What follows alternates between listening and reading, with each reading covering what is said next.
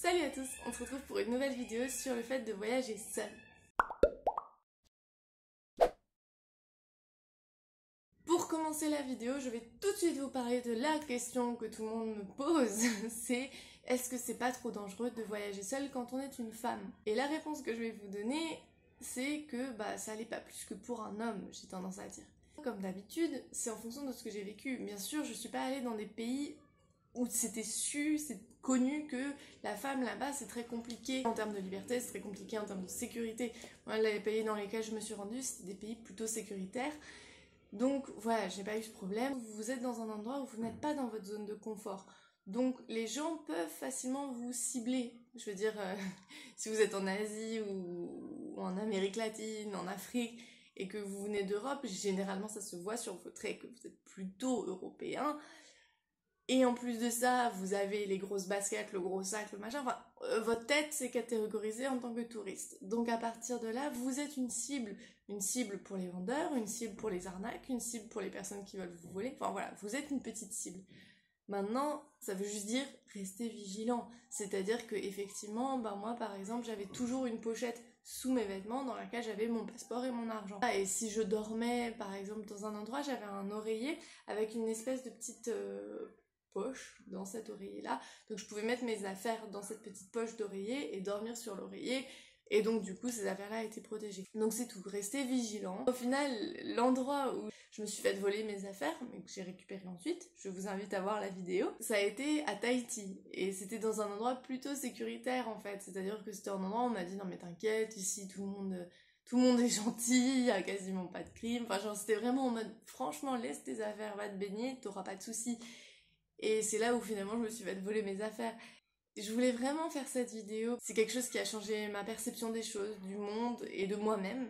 Et j'avais vraiment envie de mettre ça en avant, de vous montrer que c'est quelque chose de possible pour tout le monde. Et donc du coup je vais un petit peu vous expliquer moi ce que ça m'a apporté. Alors déjà ça m'a apporté de gérer mes émotions. Je pleurais tout le temps, j'étais toujours triste ou en colère ou très heureuse. Enfin ça ne changeait rien sur les émotions que je ressentais, mais par exemple, j'ai pris conscience que, ouais, là j'ai pris le mauvais bus, je me suis retrouvée au mauvais endroit, je suis super en colère. Sauf que habituellement, quand je suis chez moi, cette colère-là, je vais la balancer sur quelqu'un en fait. Je vais dire, ouais, c'est toi qui m'as mis en retard. Sauf qu'en voyage, non, je suis toute seule. Donc il faut que je me dise, là, si je suis en colère contre moi-même ou contre la situation, mais en aucun cas, il y a personne d'autre qui peut être fautif de la situation. Et je trouve que c'était important. Parce que du coup, quand je suis rentrée en France, ça m'a permis de me prendre conscience de ça, c'est-à-dire est-ce que là tout de suite je suis en colère contre toi ou est-ce que je suis en colère contre la situation. Aussi, ça m'a appris à savoir ce que j'aime faire et à m'écouter. Parce que là, il n'y a personne pour me dire ça te dit on va au musée. Alors si vous rencontrez d'un groupe ou quoi, mais en règle générale, il n'y a personne pour vous dire ça te dit on fait ci, ça te dit on fait ça. Là, c'est vous qui décidez. Donc, il y aura personne pour vous juger, pour vous dire ah ouais t'as pas été au musée, ah ouais t'as pas fait ci, ah ouais t'es resté toute la journée dans ton lit. En fait si j'ai envie de rester toute la journée dans mon lit je peux, parce que juste je suis toute seule à vivre ça, donc si là tout de suite c'est ce que je ressens, et je le ferai, et c'est tout, et c'est comme ça. Et si maintenant j'ai envie d'aller absolument dans ce musée, j'irai dans ce musée, et sans qu'il y ait quelqu'un qui me dise ah non j'ai la flemme, je préfère profiter de la plage. Voilà, je fais ce que je veux. Mais du coup, ça veut dire il faut que je sache ce que je veux. Et c'est pas si évident que ça. Parce que souvent, on a tendance à faire les choses parce que ça apparaît bien en image, ou parce que ça va faire plaisir à machin, ou juste parce qu'on n'a pas d'idée et qu'on s'en fiche. Mais là, en l'occurrence, il faut juste que je m'écoute. Donc, qu'est-ce que j'ai envie de faire? Et c'est vraiment la question de qu'est-ce que j'ai envie de faire? Et devoir y répondre et du coup faire ce que j'ai envie de faire. Le voyage, ça m'a aussi appris à profiter du moment présent. Dans le sens où là, tout de suite, maintenant, il n'y a personne d'autre avec qui parler de ça, machin et tout. Donc, juste profite.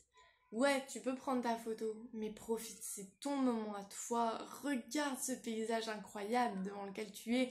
Ta personne avec qui blablater, juste nourris-toi de ce que tu vois, nourris-toi de ça. Et tu te rends compte de la beauté de la vie. Tu te rends compte de un peu du destin quand même, hein. C'est-à-dire waouh, dans cette situation là j'étais trop dans l'embarras, dans machin et tout, et j'ai rencontré cette personne parfaite au moment précis. Enfin voilà, de la même façon que d'un coup ça va pas trop et puis il y a un petit rayon de soleil qui va venir éclairer un bel endroit, tu te dis waouh, c'est dingue parce que juste au moment où ça allait pas, pouf, il y a eu un rayon de soleil qui est venu. Voilà, tout ce genre de petites choses qui te fait profiter de l'instant présent et te rendre compte de la beauté de la vie. Voyager seule, ça m'a aussi appris à compter sur moi. Je pense que je le savais déjà que je pouvais compter sur moi, mais là, c'est vraiment, je le sais. Parce que à ce moment-là, j'étais juste toute seule. Je reviendrai sur le toute seule quand même, hein. Du coup, si tout de suite là, maintenant, je tombe malade, c'est à moi de trouver une solution et je vais pas pouvoir appeler ma maman, mon papa, dire ah je suis malade, tu peux venir me chercher en voiture. Bah non, t'as pas ça. Donc qu'est-ce que tu fais? Bah tu prends un taxi ou tu trouves quelqu'un qui va t'amener à l'hôpital ou enfin voilà. C'est pas arrivé dans ces conditions-là, mais voilà, il y a un peu de ça quand même. Quand on est seul, ça nous oblige à aller un petit peu vers les autres parce qu'en réalité, on n'est pas vraiment seul. Il y a toujours des gens autour de soi, toujours des groupes, des gens à qui parler, etc.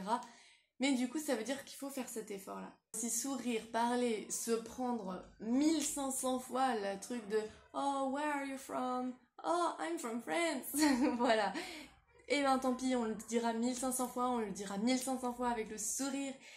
Et bah du coup, les gens en face, et ben eux aussi, pour 1500 fois, ils vont te dire d'où ils viennent, mais du coup, ça fait le petit lien social, et après, pouf, pouf, pouf, on parle, et on apprend à... Voilà, on apprend à vite se connecter les uns aux autres. Et du coup, qui dit nouvelle connaissance, dit aussi bah, apprendre mieux les langues. On n'est pas obligé d'être bilingue, on n'est pas obligé de parler parfaitement anglais ou la langue du pays dans laquelle on est. Quand on est à deux, souvent, on va avoir tendance à se réfugier derrière le langage, c'est-à-dire qu'on va parler à deux. Donc moi, je vais parler en français avec une française, on va parler, et autour de nous, il y a des signes d'une autre langue. Mais en soi, notre bulle est française. On est obligé du coup de communiquer, de trouver des façons de parler.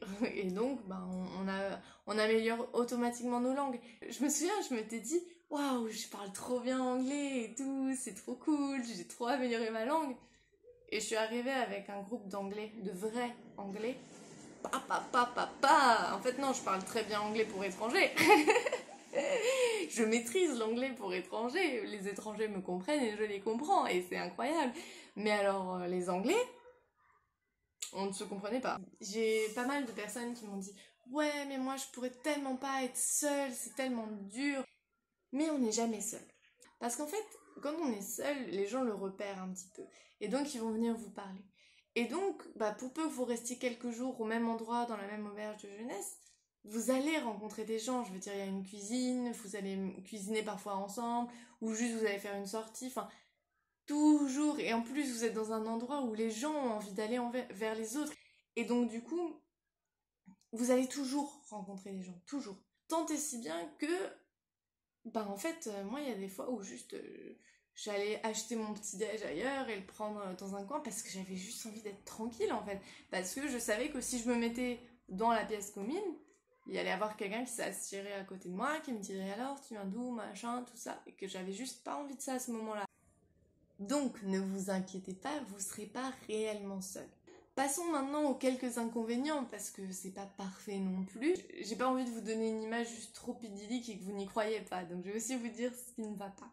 Moi, le truc qui a quand même beaucoup joué, c'est que ma famille, mes amis et ma culture me manquaient. Je me souviens que j'avais les larmes aux yeux quand j'ai entendu la voix officielle de l'aéroport. Les passagers doivent remplir les modalités. En fait, d'entendre ça dans un pays à l'autre bout du monde, ça m'avait fait chaud au cœur, en fait, d'entendre parler français, mais par une voix officielle. Bon, ça arrive les petits coups de blues comme ça.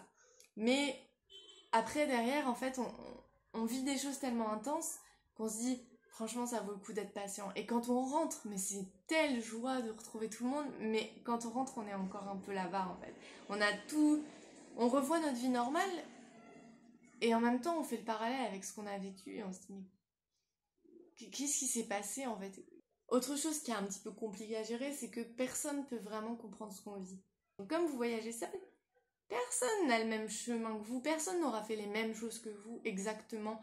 Et donc, bah ouais, il y a des fois où vous auriez bien aimé pouvoir partager ce moment-là avec quelqu'un et c'est pas possible en fait. C'est possible de le faire par photo, par vidéo, c'est possible de partager ce moment-là avec les personnes autour de vous à ce moment-là, dans ce moment présent-là, mais personne comprendra vraiment complètement ce que vous avez vraiment vécu. Mais en même temps, c'est ce qui fait aussi la beauté de ce voyage et c'est ce qui fait que ça vous aura nourri vous particulièrement parce que à ce moment-là, c'est vous qui l'avez vécu pour vous. Et c'est ça qui est beau, mais c'est aussi ça qui peut être difficile un petit peu. Et le dernier inconvénient que je citerai, c'est que parfois c'est fatigant de compter que sur soi. Dans le sens où parfois j'aurais beaucoup aimé juste me laisser porter. Juste arriver et qu'on me dise ok, tu vas manger ça, tu vas dormir là, ensuite on va faire ci, ensuite ça va être ça et machin, et que j'ai juste à suivre, sans réfléchir.